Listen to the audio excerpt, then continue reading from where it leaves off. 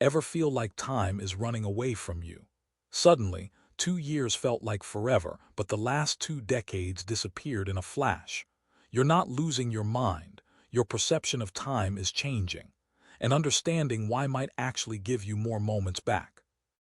It's not that minutes are actually stretching. It's that our brains literally change how they file away moments. When we were kids, everything was novel: a block tower, the smell of fresh popcorn, mom's laugh. Every sensory input was a flashbulb moment demanding deep encoding. Now, after decades of routine, the brain gets efficient, and efficiency is just boredom in disguise. Remember that year when you moved across town? Every day felt like a cinematic event because it broke the pattern. But now, the grocery run or even the work commute happens in a kind of emotional blur, summarized by our aging hippocampus simply labeling it another Tuesday. We stop paying attention to the steady rhythm of time passing. Instead, we only notice the peaks, the major change, the surprising holiday anniversary, or perhaps receiving that little note from an old college friend. The challenge isn't slowing time down. It's retraining your powerful brain from being a detailed film camera back into an awestruck kaleidoscope. It actually has less to do with your biological clock speeding up, and more to do with how your brain records those years in the first place. When we are young, everything feels gigantic because every experience is brand new. Going to a local fair when you're 7.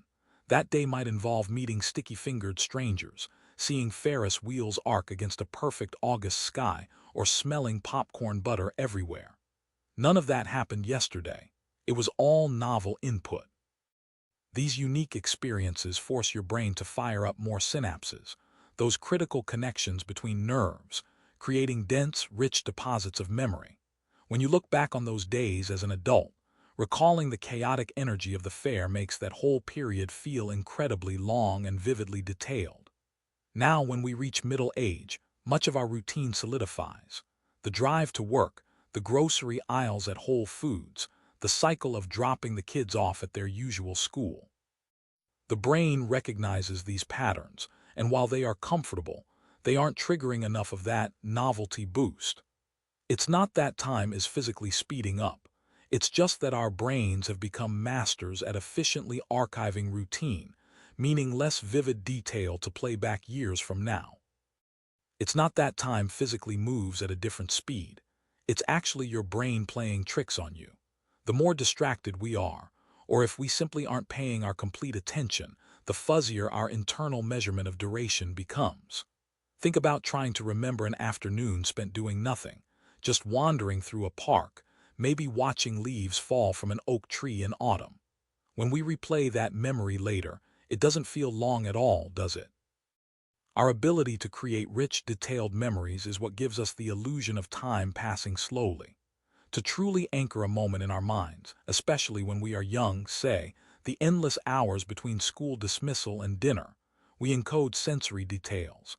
The smell of popcorn, the specific conversation with a friend named Sarah. But as we get older, life gets busier, attention becomes fragmented, and those detailed anchors vanish. We might remember that we spent 6 months working toward a certification, but the rich textures of that time simply don't materialize in our memory, making the whole chapter feel like it zipped by in an instant. It's actually a surprisingly simple mathematical concept that helps explain this feeling, known as the ratio effect. Think about it this way. When you were 5 years old, a single year represented exactly 20% of your total life lived so far. Now compare that to when you're 65. A full year constitutes only one of the past quarter, dramatically less significant than it was in childhood. Your body and mind are recording moments at the same rate, but our perception is anchored by what percentage of our history each chunk represents. Because your denominator, the total length of time lived, is growing so massive, every subsequent year shrinks proportionally into a smaller sliver of your accumulated memories. We are not actually losing time. We are simply comparing discrete events against an ever-expanding timeline. It's like trying to fit the same amount of data onto a much longer scroll. It looks thinner. Understanding this ratio doesn't slow down entropy, but it does shed light on why the gap between kindergarten and college seems less vast than the space between your 20-year memories and now. It's not always about forgetting things. Sometimes, it's what we are filling our minds with that matters more. Think of your memory bank less like a perfect filing cabinet and more like a unique art collection. The sheer asterisk density of those moments is crucial.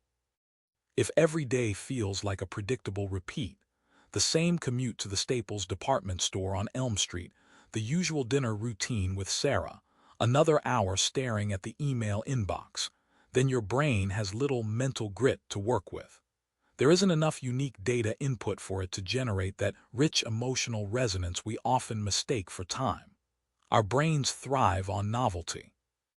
A single conversation with a college friend, Mark, about some obscure 1980s film festival, or learning how to properly bake sourdough bread.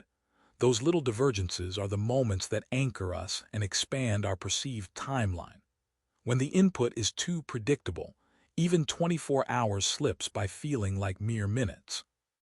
It's easy to treat time as a physical thing, something that drags in our youth and seems to rocket by later. But biologically speaking, this experience is actually rooted in how our internal systems are designed.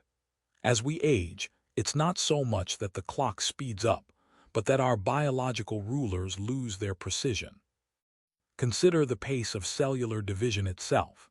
While your cells used to replicate with clockwork perfection almost effortlessly, decades pass and cellular machinery begins to accumulate what scientists call senescent cells, which are essentially slow-motion roadblocks in the system. Our metabolism, once a finely tuned engine capable of burning through energy 24 hours a day, gradually recalibrates its optimal pace, leading to slower recovery times for muscles or a reduced capacity to fall back asleep quickly. Even our circadian rhythm, that master internal drummer that dictates when we feel awake and alert, often requires adjustment. Many people report falling into trouble with social jet lag because their natural biological clock, once rock steady, drifts off schedule as life demands change. It's an incredibly complex recalibration that includes everything from the slight slowing of heart rate in deep sleep to minor shifts in hormone sensitivity. Ultimately, this sense of time accelerating is a perfect human echo, reflecting the subtle but persistent work our bodies do just to keep pace with decades of existence. If we're going to slow down time, we have to change our relationship with the clock itself. The secret isn't found in any futuristic serum, it's an ancient skill, mindfulness. By definition, mindfulness is simply paying attention on purpose, watching what you do, what you feel, and what surrounds you, without judgment. Think of your mind like a fast river current, always rushing toward the next deadline or regret from yesterday. Mindfulness acts as a paddle, gently slowing that current down so you can actually observe the water flowing past. Psychologists have shown that when we practice anchoring ourselves in physical sensations, say, focusing on the weight of our feet on solid ground, we force our attention out of abstract rumination and into immediate reality. This deliberate grounding is how neuroscientists suggest we effectively recalibrate time perception. Consider the simple act of watching dawn break in a small village.